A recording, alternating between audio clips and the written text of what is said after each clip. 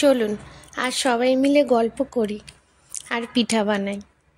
Good morning, আমি সুমনস রান্নাবান্নায় আপনাদের সবাইকে ওয়েলকাম। সামনেই জন্মাষ্টমী আসতে চলেছে। আজকে আমি এই পিঠার রেসিপিটা আপনাদের সাথে শেয়ার করলাম, যাতে জন্মাষ্টমীর টাইমে আপনারাও বাড়িতে বানিয়ে লাড্ডু গোপালকে ভোগ দিতে পারেন। কাঁঠালের কোয়াগুলো ভীষণ ভালো ছিল। কোয়া থেকে ওই ছোট ছোট যে দানা হয়, ওই দানাগুলো ছাড়িয়ে এবার ওর যে লাল একটা শীষ মতন হয় ওইটা ছাড়িয়ে এবার পরিষ্কার করে নিলাম। একটু ভালো করে পরিষ্কার করে এবার ওটা একটা আমি মিক্সিতে দিয়ে দেবো। কাঁঠালটা বড্ড সুন্দর ছিল দেখতে। এবার একটা বাটিতে আমি 1 কাপ সুজি নিয়ে নিলাম। 1 কাপ সুজির মধ্যে 1/2 কাপ আমি আটা দেব। দেখেন, এটা আমি 1/2 কাপের মেজারমেন্টে 2বার করে নিলাম, মানে 1 কাপ সুজি। এবার মিক্সিতে আমি এই যে কাঁঠালটাকে সুন্দর করে একটু পেস্ট করে নেব। এই কাঁঠালের পেস্টটা না ফ্রিজে রেখে আপনারা অনেক দিন স্টোর করতে পারবেন। ওটা দিয়ে আপনারা ওই দুধ দিয়ে এই কাঁঠালের পেস্টটা দিয়ে দুধ দিয়ে গুলিয়ে মুড়ি দিয়ে খাবেন, ভীষণ ভালো লাগে। এবার ওর মধ্যে 1/2 কাপ আমি আটা দিয়ে দিলাম। ওই কাঁঠালের পেস্টটার মধ্যে ওই 1 কাপ সুজি দিলাম। এবার ওর মধ্যে আমি এক এক করে আরও জিনিস দেব। দু চামচ মতন গুঁড়ো দুধ দিলাম। গুঁড়ো দুধ দিলে একটু টেস্টটা ভালো হয়। এবার ওর মধ্যে আমি নারকেল কোড়াও দেব। নারকেলটা আগে থেকেই কুড়িয়ে রেখেছিলাম। এবার ওর মধ্যে 1 চামচ মৌরি, 1 চামচ চিনি আর 2 চামচ ঘিও দেব। ঘিয়ের যে একটা স্মেলটা, ওইটা পিঠের মধ্যে এত সুন্দরভাবে যখন খাবে, ওই ঘিয়ের যে একটা গন্ধটা খুব সুন্দর লাগে পিঠেটার মধ্যে। এবার এটাকে সুন্দর করে মেখে আমি আধা ঘন্টার জন্য এটা ঢেকে রেখে দেব। সুজিটাও একটু ফুলে যাবে। এবার ব্যাটারে যদি একটু জল দিতে হয় লাস্টে আমি দেব।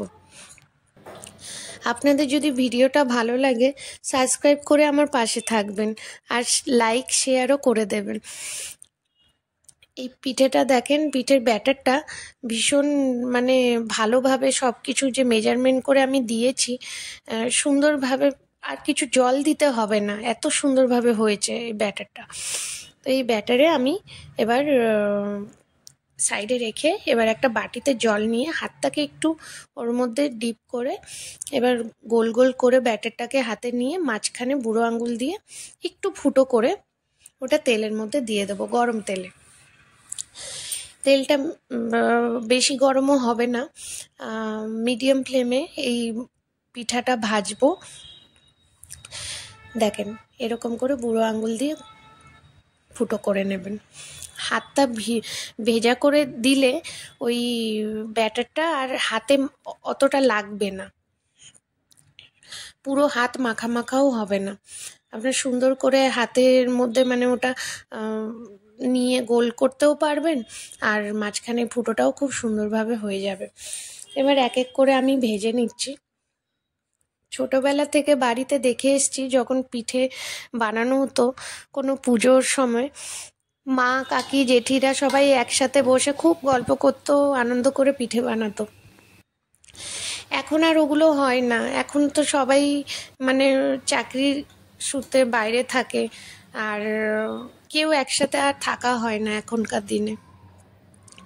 কিন্তু আগেকার দিনগুলো খুব ভালো ছিল, সবাই একসাথে থাকতো বেশিরভাগ, আর পিঠে বানাতো। কোনো পুজো আর্চায় অনেক রকম নানা রকম পিঠে বানানো হতো, আর ছোটরাই বেশি মজা করতো। যেমন আমরাও যখন ছোট ছিলাম ভীষণ মজা করতাম। আমরা প্রথমেই গিয়ে বলতাম টেস্ট করতে, আমাদের দাও।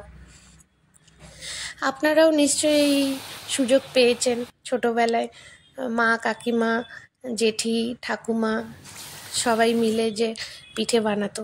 তো বানাতে বানাতে আবার মাথার মধ্যে বুদ্ধি আসে, একটু সাদা তিল ছিল। এবার সাদা তিলটা মিক্স করে ওই ব্যাটারের মধ্যে কটা বড়া ভেজে নিই।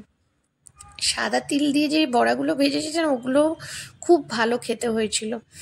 এবার এই যে নর্মাল যে বড়াটা ভাজলাম ওটার টেস্ট আলাদা লাগছে, আবার সাদা তিলের বড়াটাও আলাদা লাগছে। আপনাদের এই রেসিপিটা কেমন লাগলো অবশ্যই জানাবেন। নমস্কার, সবাই ভালো থাকবেন।